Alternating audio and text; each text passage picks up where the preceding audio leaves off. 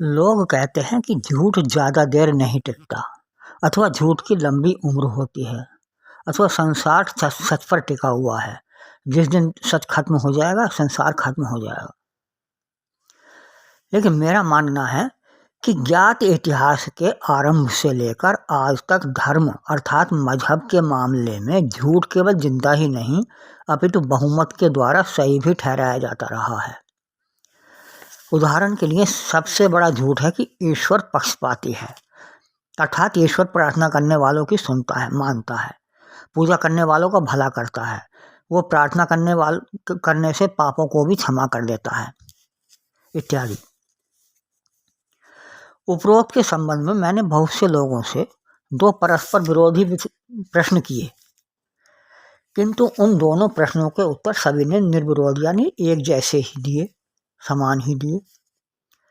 पहला प्रश्न था, क्या इस प्रकार की मान्यताएं यानी ईश्वर पूजा प्रार्थना करने वालों की सुनता है और उनका भला करता है, ये मान्यताएं क्या ईश्वर को न्यायकारी निष्पक्ष सिद्ध करती हैं? सभी का उत्तर था कि नहीं। दूसरा प्रश्न था मेरा कि क्या ईश्वर अन्यायकारी अथवा पक्षपाती हो सकता है? इसका उत्तर भी था कि नहीं।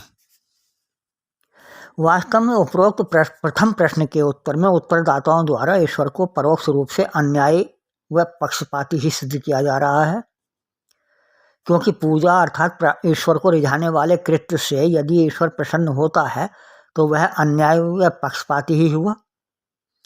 जबकि दूसरे प्रश्न के उत्तर में सभी उत्तरदाता ईश्वर को न्यायप्रिय व निष्पक्ष मानते हैं। वास्तविकता तो यह है कि मेरे परिचित सभी मजहब झूठ पर अटिके हैं।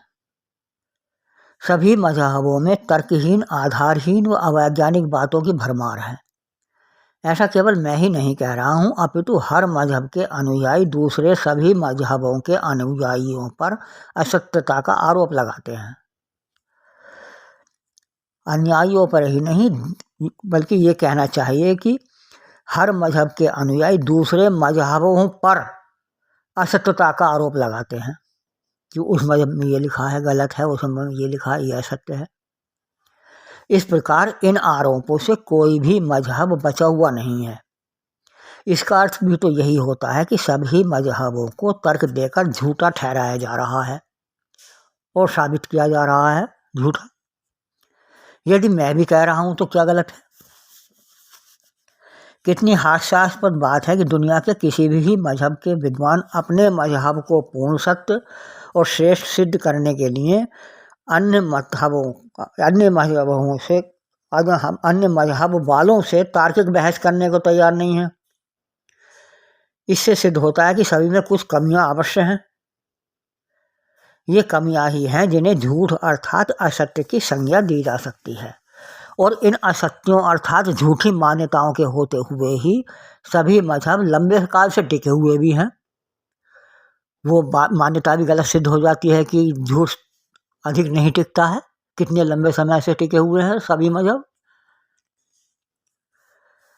इस आधार पर कहा जा सकता है कि जिस दिन सभी मजहबों के नेता अपने अपने मजहबों के झूठ को समाप्त करके सत्य को मानने को तैयार हो जाएंगे, उस दिन केवल एक ही मजहब या एक ही सत्य धर्म जीवित रहेगा, वो होगा मानव धर्म।